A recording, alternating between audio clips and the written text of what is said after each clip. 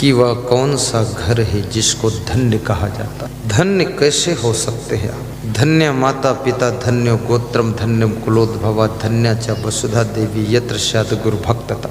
वह माँ धन्य है, वो पिता धन्य है, वो गोत्र धन्य है, वो कुल धन्य है, वो धरती धन्य है। जहाँ पर गुरु भक्त का जन्म होता है वह घर भी धन्य होता है। आपका क्षेत्र धन्य है जहाँ पर ये 20,000 भक्तों का जन्म हुआ। कांता प्रिया लापनी, जिस गृहस्थ आश्रम में जिस घर की स्त्रियां प्रिय वाणी बोलती है, कठोर नहीं बोलती है, जिनकी मृदु वाणी है, वह गृहस्थ आश्रम धन्य कहा जाता है।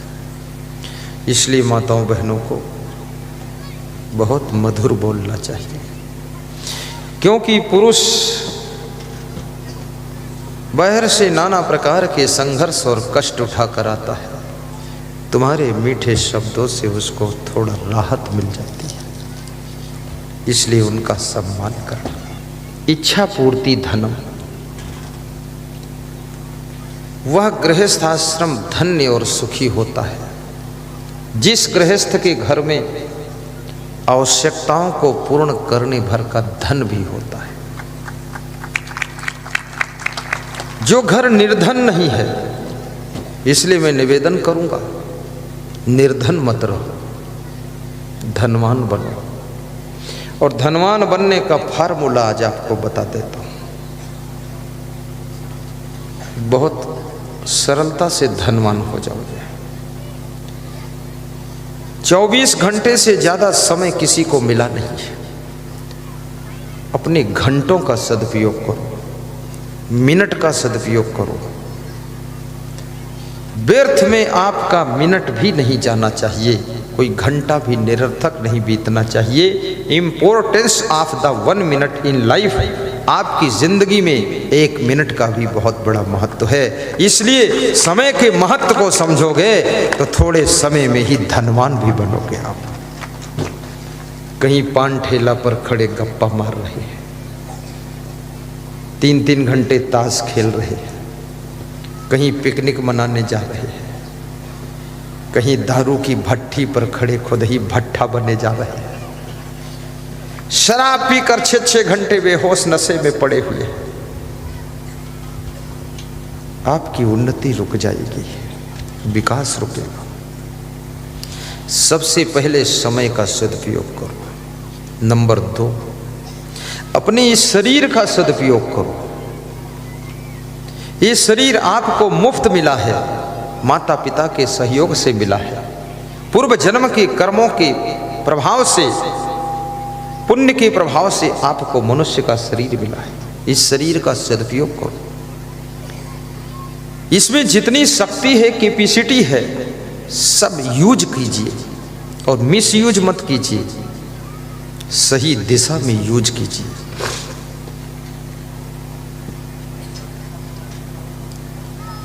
फिर तुम धनवान बनोगे। अपनी बुद्धि का भी सदुपयोग कीजिए, वाणी का सदुपयोग कीजिए और सुंदर स्वभाव बनाइए। स्वभाव बनाने में पैसे तो नहीं खर्च होते हैं, लेकिन सुंदर स्वभाव के प्रभाव से पैसे जरूर आते हैं। इसलिए सुंदर स्वभाव बनाइए, पवित्र चरित्र बनाइए। चरित्र को पवित्र करने के लिए कोई पैसे नहीं खर्च होते हैं, लेकिन जिनका चरित्र पवित्र है वे किसी भी फील्ड में एंट्री होते हैं तो वहां उच्च शिखर पर पहुंचते हैं।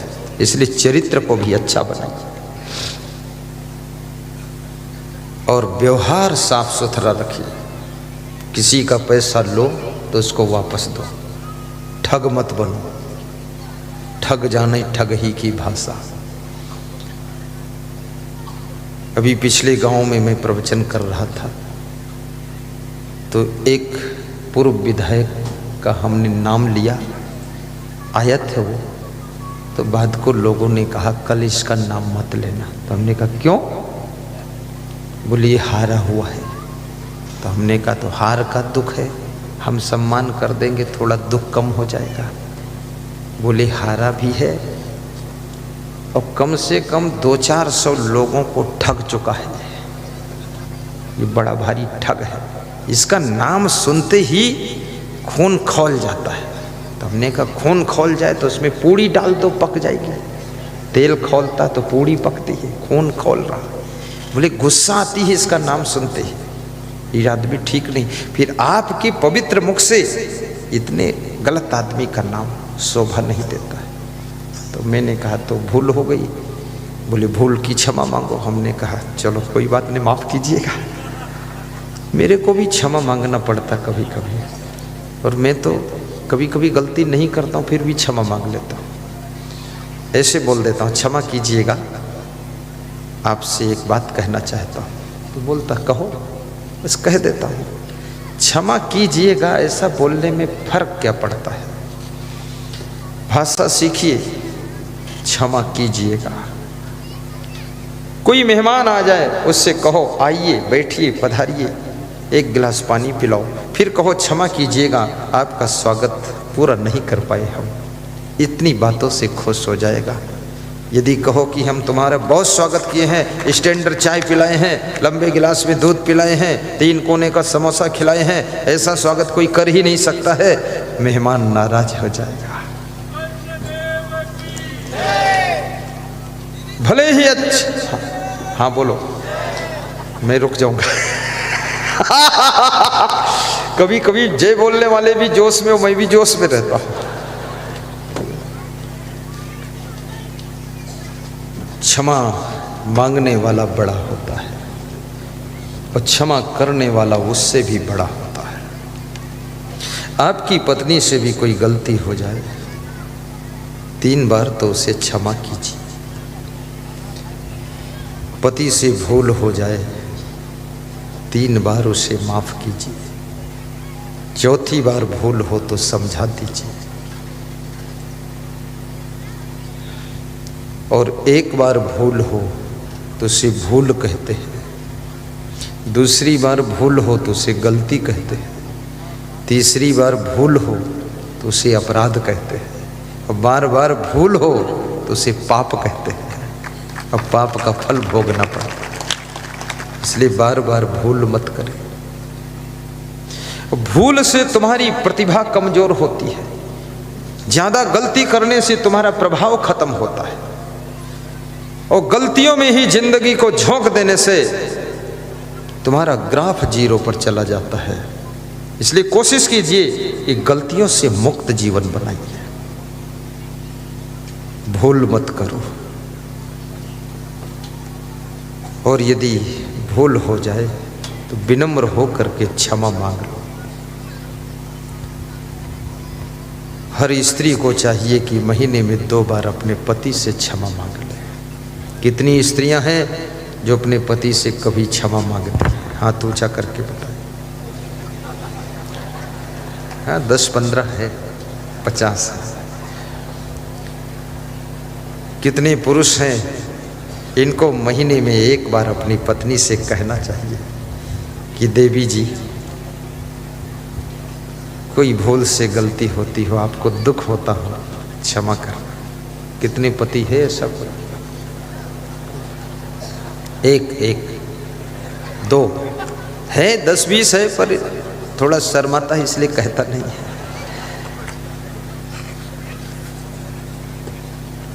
खैर,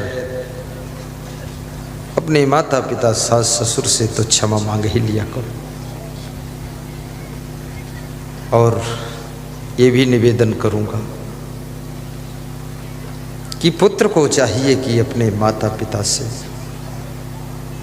महीने में 1 बार क्षमा मांग ले। शिष्य का धर्म है गुरु से कभी कभी क्षमा मांगे कि गुरुदेव जाने अनजाने में भूल होती हो, माफ कीजिए।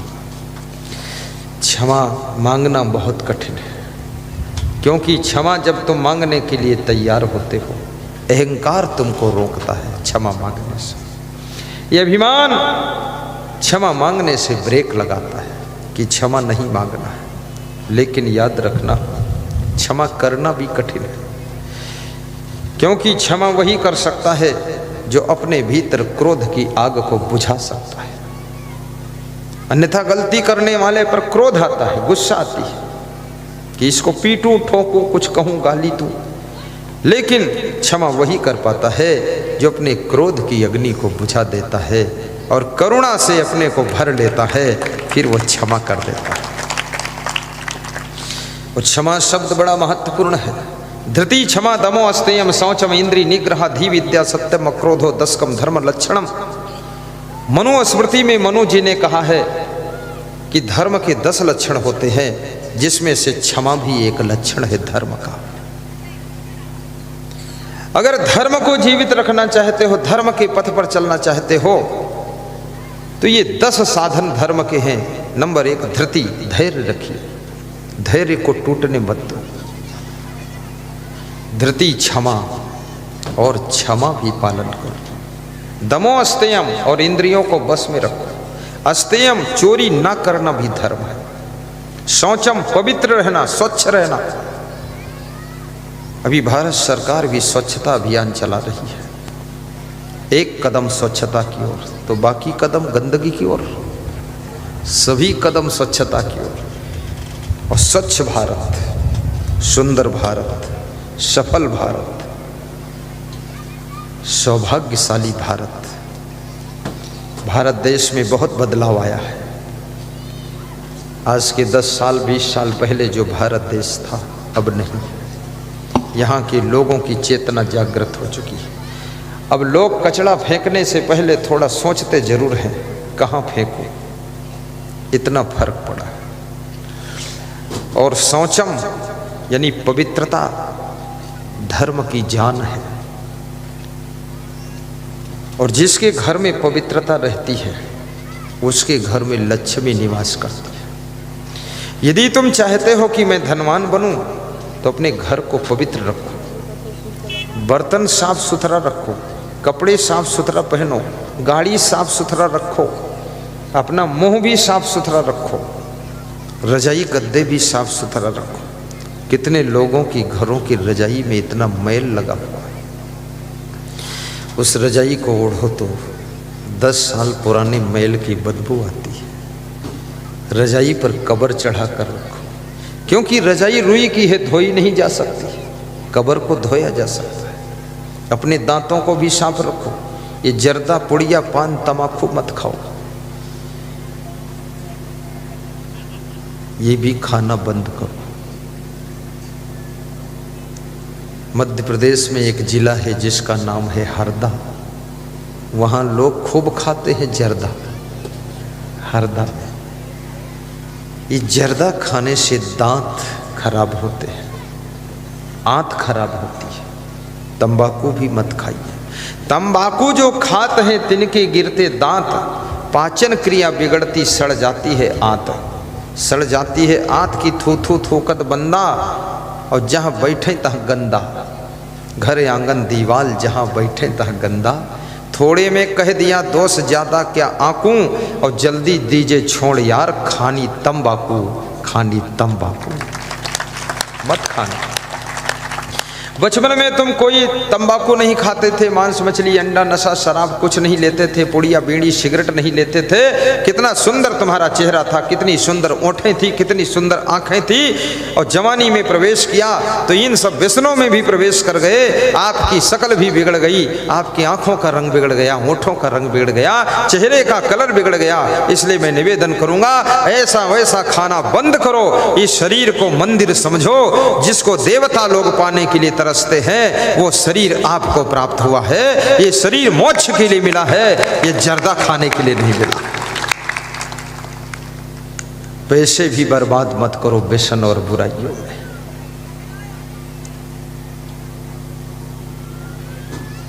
ये जन्म तुझे अनमोल मिला, बर्बाद न कर, बर्बाद न कर। करने को भजन, तजने को अमल, उत्पात न कर, उत्पात न कर। बर्बाद न कर, बर्बाद न कर। निवेदन है, ये जीवन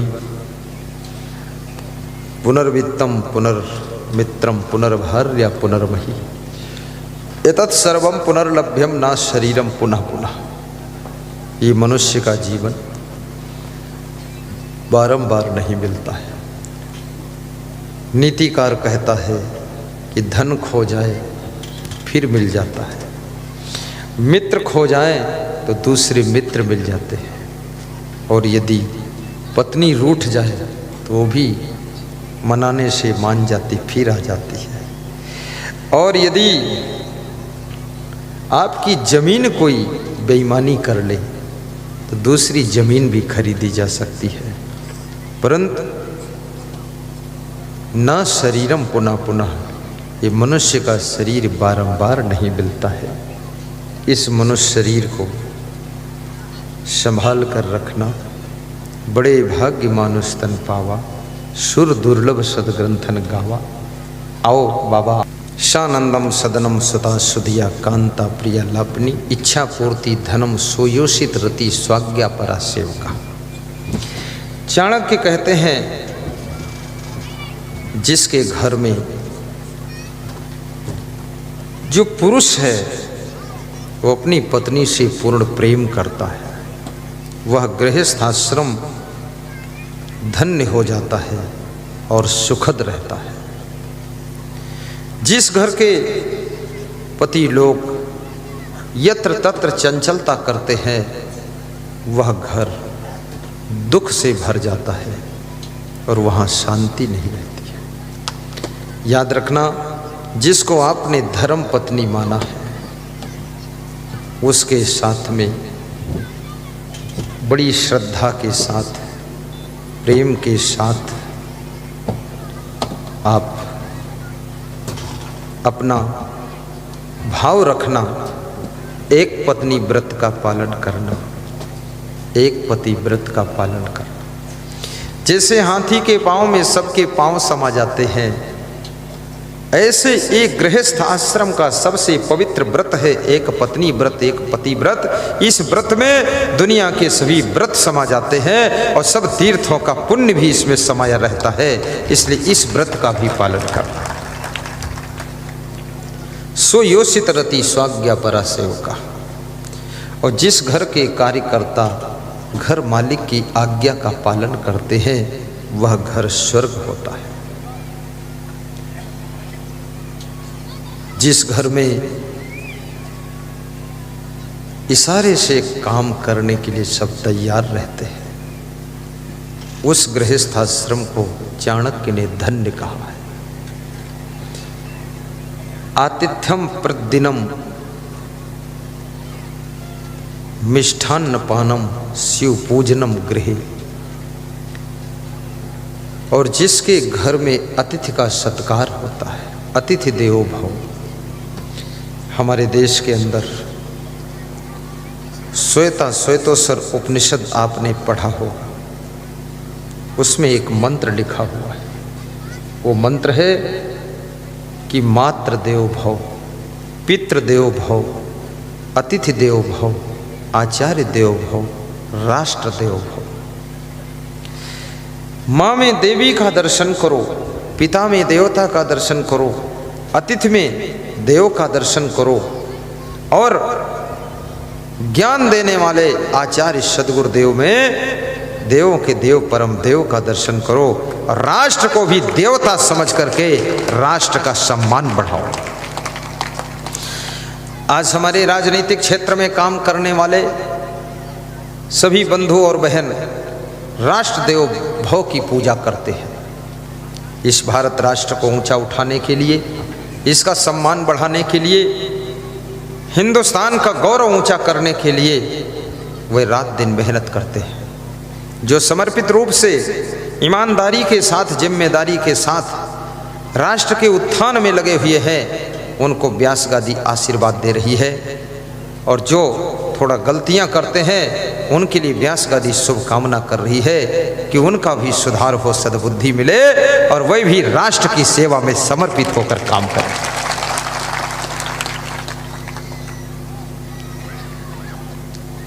ये भारत देश, इसका सम्मान बढ़ाओ। एक एक नर नारी की जिम्मेदारी है कि इसका गौरव ऊंचा करें। स्वामी विवेकानंद 12 जनवरी जिनका अवतरण दिवस था, जयंती मनाई गई। विवेकानंद ऐसे महान संत जिन्होंने याद रखना, अमेरिका में, शिकागो में, कैलिफोर्निया में जाकर के ऐसा प्रवचन सुनाया है कि ये हिंदू राष्ट्र, ये भारत देश, ये हिंदुस्तान विश्व के पटल पर धर्म के क्षेत्र में प्रथम स्थान को प्राप्त किया था। संत ने इसका गौरव ऊंचा किया था। यदि आप संत हैं तो इतने अच्छे संत बनो, इतने अच्छे व्याख्यान करो कि विश्व के पटल पर आपके राष्ट्र का नाम हो, आपकी उन्नति हो, आपका विकास हो। और आप जब विदेश के लोग हमारे भारत देश में भ्रमण करने आते हैं तो यहाँ के मकान भी देखते हैं, यहाँ के रास्ते भी देखते हैं, सड़कों को देखते हैं, बिजली लाइन को देखते हैं, यहाँ की गंदगी को भी देखते हैं और इस भारत देश के सारे सिस्टम को देखते हैं। तो हमारे भारत देश की सड़कें भी चमचमानी चाहिए, गड्ढे नहीं होने चाहिए, वो साफ़ सुथरा सड़कें हों, गड्ढेदार न हों और मशीनों से सड़कें बनाई जाएं और उसमें से डामर उठा उठा कर अलग न ले जाया जाए, उसी में पूरा डाला जाए। मैं नंद कुमार चौहान से कहूँगा थोड़ा धर डपट भी रखना, चुट्टा लोग डामर उठा ले जाते हैं। मैं देखता हूँ मशीन तो बराबर डामर गिराती है, फिर वो लेवर लगा कर उससे उठवा के अलग ले जाते हैं। गड्ढा गड्ढी की सड़क बन जाती है, गाड़ी स्पीड नहीं पकड़ती है। हमारी सड़कें भी समतल हों, 20 लेन की रोड हमारे हिंदुस्तान में बने, 12 लेन की 18 लेन की रोड बने, क्योंकि जनसंख्या बहुत है और जनसंख्या नियंत्रण बिल भी पास हो। हिम्मत के साथ हम सब उसका समर्थन करते हैं, उसमें साथ में है, इसमें डरने की कोई बात नहीं है। और ये भी निवेदन करूंगा, मैं दुबई गया था, वहाँ 20 लेन की रोड देखा तो मेरे मन में थोड़ा दुख हुआ कि हमारी इंडिया में 4 लेन के बाद 4 लेन शुरू हो जाती है। यहाँ भी बनना चाहिए 20 लेन की रोड। और भारत देश भौतिक क्षेत्र में भी किसी भी देश से पीछे न रहे। हमारा देश धनवान भी हो, हमारे देश में बिल्डिंगें भी ऊंची ऊंची हों।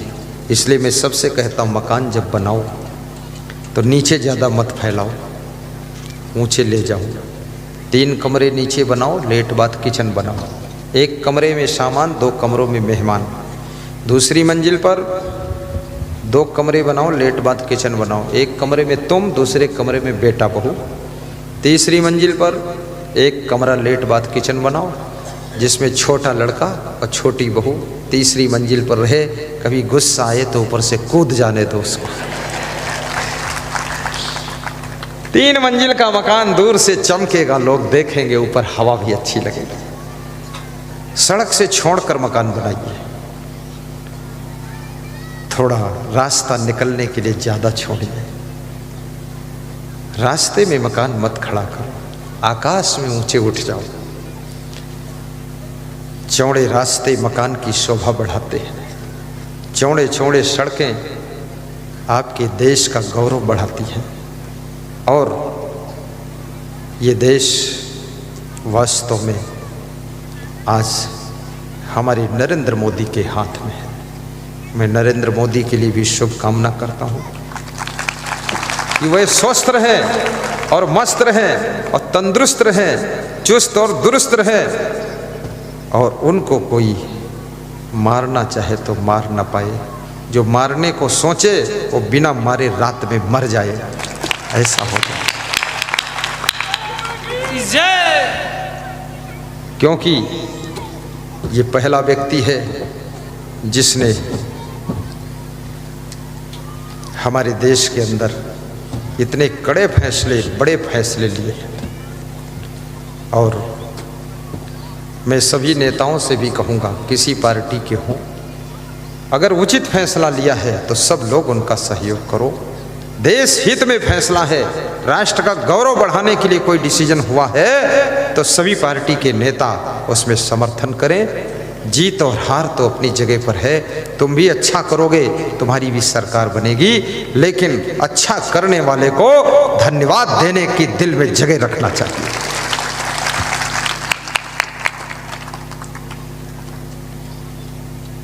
सबका जीवन मंगलकारी हो। आतिथ्यम अतिथि देवो भव है। मैं थोड़ी देर में सांसद जी का 2 मिनट संबोधन भी कराऊंगा। आज मैं बहुत जल्दी बैठ गया था, 12 बजे ही आ गया था, बहुत शीघ्र आया हूँ और 1 बजे से पहले ही स्टार्ट कर दिया था। दम निकल जाएगा रोशनी का, बहुत मेहनत किया हूँ। तो लगभग मैं विराम की ओर ही जा रहा हूँ, बस 2 मिनट और सुनाऊंगा, उसके बाद में आपसे क्षमा मांग लूँगा, फिर कल सुनाऊंगा। लेकिन 2 मिनट का समय। साहिब बंदगी, जय सिया राम, जय महादेव, जय कालू बाबा, जय विष्णु बाबा, और सब माताओं बहनों की जय, सब बंधुओं की जय, मेरे गुरुदेव क्षमादेव महाराज की जय। साहिब बंदगी। आतिथ्यम प्रतिदिनम शिव पूजनम मिष्ठान्न पानम गृह। जिसके घर में प्रतिदिन पूजा पाठ भजन भक्ति होता है वह घर धन्य है। याद रखना, अपने घर में नित्य पूजा पाठ करो, नित्य कुछ भजन करो। भजन करने से आपके घर में दरिद्र नहीं आएगा, लक्ष्मी की कृपा रहेगी। नित्य अपने घर में प्रवचन सुनो, आरती पूजन भी करो, और आपके घर में ऐरे गहरे नत्थो खैरे के फोटो मत लगाओ, महान पुरुषों के फोटो लगाओ, माता पिता का फोटो लगाओ, पवित्र संतों के फोटो लगाकर दर्शन करो, और जो तुम्हारे इष्ट देव हों उनका फोटो लगाओ। हीरो हीरोइन के फोटो मत लगाओ, क्योंकि वह इस योग्य नहीं है कि उनकी पूजा किया जाए। पूजने योग्य वही होते हैं जिनके चरित्र अच्छे होते हैं। चित्र उनका पूजना चाहिए जिनका चरित्र उत्तम होता है। जिनके चरित्र का कोई ठिकाना नहीं है उनके चित्र को कभी लगाना नहीं है। चित्र उनका दर्शन करो जिनका चरित्र दर्शनीय होता है। और